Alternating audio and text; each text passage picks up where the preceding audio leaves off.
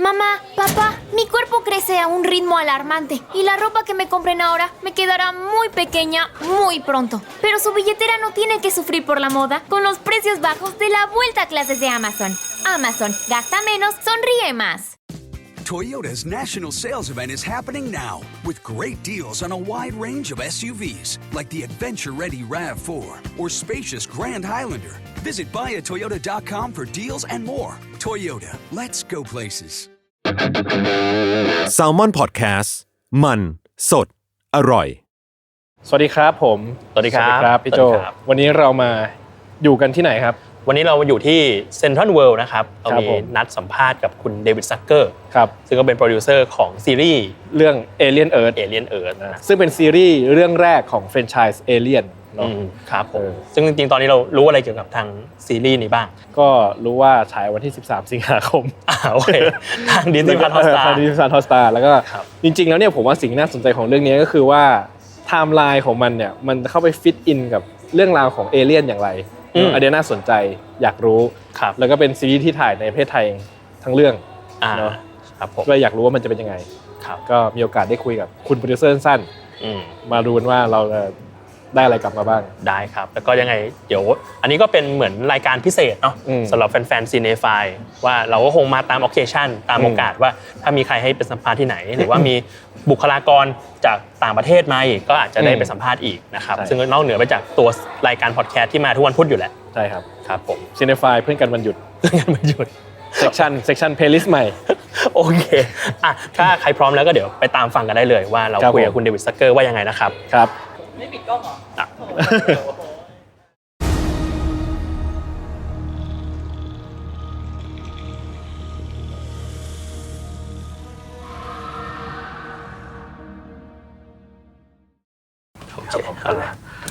First question, I heard that Alien Earth is rumored to feature more xenomorph than any previous show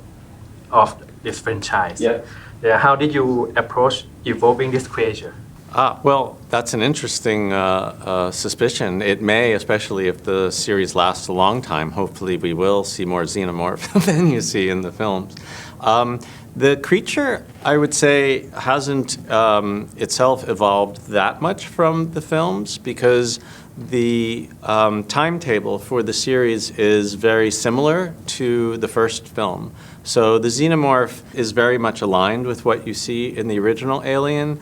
Noah kept the basic silhouette of the xenomorph. He made a few adjustments that hopefully people won't detect for the purposes of our own filming. But the xenomorph is definitely very prevalent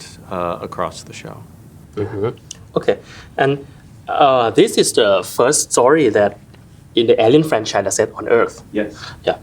How does it change the survival dynamic and the sense of fear compared to the previous space-based? Yes. Well, I mean, fundamentally, those space-based stories are very claustrophobic stories. They're playing on both our fears of outer space, this question of the safety of exploring, and ultimately this story begins where the films have also sort of existed, which the ambition of actually bringing these creatures back to space. Our vessel is a bit of a different one. Ours is a scientific vessel. So you'll see that not only there is the xenomorph aboard, but there are other creatures that we haven't seen in any of the films that will emerge in this story after this ship crash lands on Earth. But that, for the purposes of what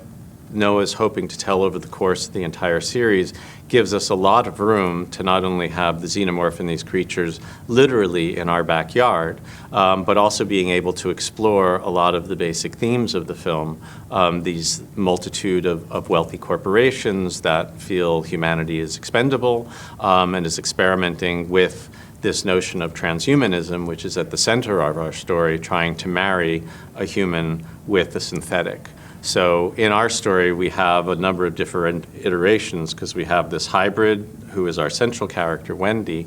We still have the synths like Ash in the first film, and we also have cyborgs. Not to mention a lot of the immorality of some of the leaders of these corporations who are, competing for their own wealth and personal ambition.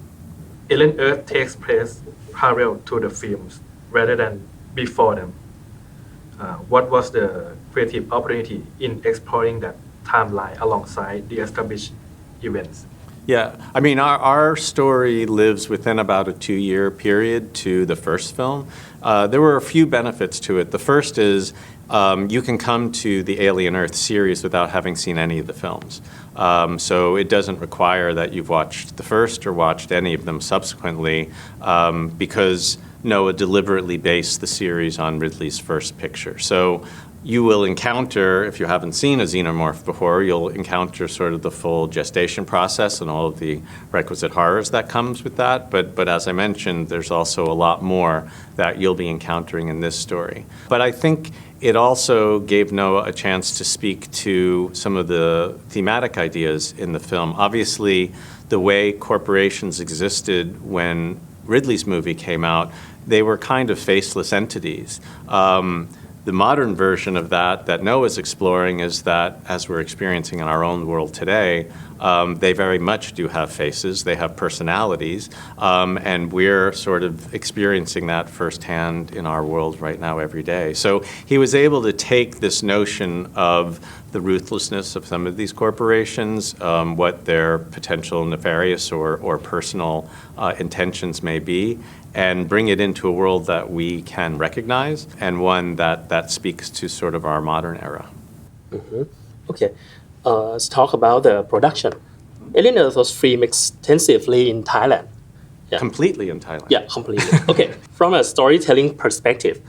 how did the locations here help build the atmosphere and tension that fans expect from the franchise? Well, in some ways, obviously, because Alien's never been on Earth before, it gives an entirely different experience, not only in terms of the breadth of the threat that we will hopefully be dramatizing over the course of the story, but I think in the future that Noah was envisioning of a hotter and wetter future as we are seeing our Earth develop toward, Thailand was really an ideal environment to represent that. He also was, I think, very drawn to the skyline, the unique sort of cinematic landscape, and in some ways, shooting Thailand perhaps in a way that hasn't been shot before, and certainly isn't familiar to a lot of film and television viewers around the world. So I think he really wanted to seize on both what was unique about Thailand and also the great variation of environments and communities and neighborhoods that we could explore. As someone carrying the Alien legacy forward, what emotion do you hope long-term fans walk away with after watching Alien Earth? Right. The hope is for long-term fans that they'll see out of the gate when you see the Maginot, and you'll feel like, oh, are we back in the Alien film again? Because not only the sets are the same, or very closely aligned with Ridley's film, but even the style of shooting, the interactivity of the crew will feel very familiar to fans of the first movie and some of the subsequent films. But then Noah will take a pivot in the story as we bring it to Earth and begins on his own fresh pathway. So in many ways, hopefully for existing fans, they will see and appreciate that Noah is very much rooting them in what they have so invested in over the course of the films, but get an entirely new experience as television, I think, uniquely offers this franchise. I heard that we're gonna see the creature much more than Xenomorph in the series. What can you tell me about another creature? On the other creatures, well, there will be 4 new creatures that you'll see. You get introduced to 2 of them in the first episode alone. I think what's really impressive about Noah's conceit with these creatures is that, unlike the xenomorph, there will be a greater degree of recognition in the sense that these aren't such entirely foreign-looking kinds of entities. To some degree, to varying degrees. One is quite exotic, but you will have a similar type of horror, as we kind of experienced in watching the gestation evolution of a xenomorph, in that you really don't quite know what the intentions of these creatures are, what the life cycle of these creatures are. So you are similarly encountering entirely unrecognizable in terms of the biology of these creatures and what, I mean, the sort of primal fears we all have of having our orifices invaded and having ourselves sort of attacked by things we don't recognize. You will have that same immediate type of experience in this story in the way that we did with the original. I don't think anybody can ever beat the chest burster from the first film, but I think Noah takes some really hearty runs at it. Okay. Thank you very much. Thank you. ก็ผ่านไปแล้วครับกับบทสัมภาษณ์คุณเดวิดซักเกอร์นะครับที่เราได้ไปพูดคุยกันมาเมื่อกี้เนาะพี่โจครับผม ครับครับก็ดูแล้วก็เป็นไงบ้างครับจัสเท่าที่คุยกับเขามาก็รู้สึกว่าน่าสนใจนะครับหมายว่าคือผมก็ชอบเอเลี่ยนอยู่แล้วในมุมที่ว่าผมรู้สึกว่ามันเป็นทั้งไซไฟเป็นทั้งทริลเลอร์เฮอร์เรอร์แล้วมันก็ในแต่ละภาพมันก็เหมือนพาเราไปเจอความรู้สึกที่มันเหมือนเดิมแต่มันก็ใหม่แล้วคิดว่าการที่มันทำเป็นซีรีส์ครั้งนี้ก็น่าสนใจว่ามันจะมีอะไรให้เราได้เห็นเพิ่มมากกว่าที่เราเคยเห็นในแฟรนไชส์ซึ่งมาบ้างคืออันนึงที่พี่สนใจของคราวนี้คือรู้สึกว่าเขาพยายามที่จะมีขนบเดิมๆในแบบไตรภาคออริจินอลแต่ในขณะเดียวกันก็พาไปสู่พื้นที่ใหม่ๆด้วยทั้งแบ็คกราวด์แล้วก็ตัวประหลาดใหม่ๆก็คงเปิดตัวในซีรีส์นี้เป็นครั้งแรกใช่ก็เหมือนทั้งพยายามรักษาของเดิมและสร้างของใหม่ไปในเวลาเดียวกันใช่ครับโอเคครับก็ถ้าฟังแล้วใครที่สนใจนะครับ Alien Earth ก็จะสตรีมพร้อมกันในแพลตฟอร์ม Disney Hotstar ครับวันที่13สิงหาคมนี้ครับส่วนใครที่เป็นแฟนรายการ Cinefile ก็ยังเจอกันทุกวันพุธเหมือนเดิมแล้วก็คลิปแบบนี้เดี๋ยวก็คงมีมาตามโอกาสครับไว้เจอกันครับบ๊ายบายครับปิดกล้องอีก